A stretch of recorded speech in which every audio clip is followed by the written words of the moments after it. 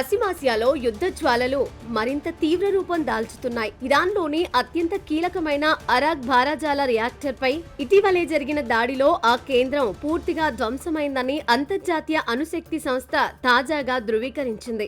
మార్చి 27న జరిగిన ఈ దాడితో అక్కడ ఉత్పత్తి ప్రక్రియ పూర్తిగా నిలిచిపోయిందని, అయితే ప్రస్తుతం రేడియేషన్ ముప్పు లేదని ఏజెన్సీ స్పష్టం చేసింది.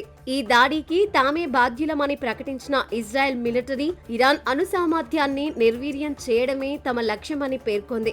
దీనికి తోడు ఉత్తర ఇరాన్లోని తబ్రిజ్ పెట్రోకెమికల్ కర్మాగారంపై కూడా దాడి జరగడంతో ఆ ప్లాంట్ భారీగా దెబ్బతింది. చమురు, గ్యాస్, ప్లాస్టిక్ ఉత్పత్తులకు కీలకమైన ఈ కేంద్రం ధ్వంసం కావడం ఇరాన్ పారిశ్రామిక రంగానికి కోలుకోలేని దెబ్బగా మారింది.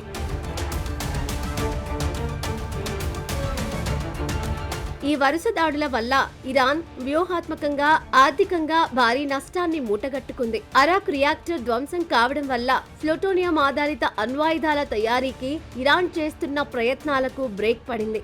ఇది ఆ దేశ రక్షణ వ్యూహాలను దశాబ్ద కాలం వెనక్కి నెట్టింది. మరోవైపు పెట్రోకెమికల్ ప్లాంట్లపై దాడులు ఇరాన్ ఆర్థిక వెన్నుముకను విరిచేశాయి.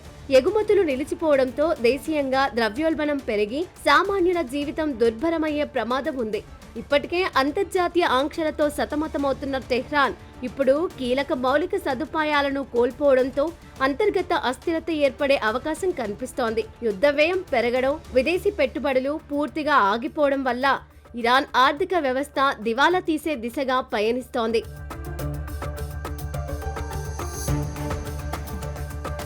ఈ పరిణామాలపై ఇరాన్ రెవల్యూషనరీ గార్డ్స్ తీవ్రంగా స్పందిస్తూ అమెరికా, ఇజ్రాయెల్ కు గట్టి హెచ్చరికలు జారీ చేసింది. తమపై జరుగుతున్న దాడులకు ప్రతీకారంగా పశ్చిమాసియాలోని అమెరికా కమాండర్లు, రాజకీయ ప్రముఖులే లక్ష్యంగా దాడులు చేస్తామని ఐఆర్జీసీ అధికార ప్రతినిధి హెచ్చరించారు. వేల కిలోమీటర్ల దూరం నుంచి బెదిరింపులకు పాల్పడితే వారి సైనికులు పర్షియన్ గల్ఫ్ లోని షార్కులకు ఆహారం అవుతారని ఘాటు వ్యాఖ్యలు చేశారు. ఇరాన్ తన క్షిపణి, డ్రోన్ దళాలను సిద్ధం చేస్తూ ప్రతీకార చర్యలకు దిగేందుకు సమాయత్తమవుతోంది. ఈ ఉద్రిక్తతలు ప్రపంచ చమురు సరఫరాపై ప్రభావం చూపే అవకాశం ఉండటంతో అంతర్జాతీయ సమాజం ఆందోళన చెందుతోంది. ఇరుపక్షాల మధ్య మాటల యుద్ధం ముదిరితే అది పూర్తిస్థాయి ప్రాంతీయ యుద్ధానికి దారితీసే ప్రమాదం పొంచి ఉంది.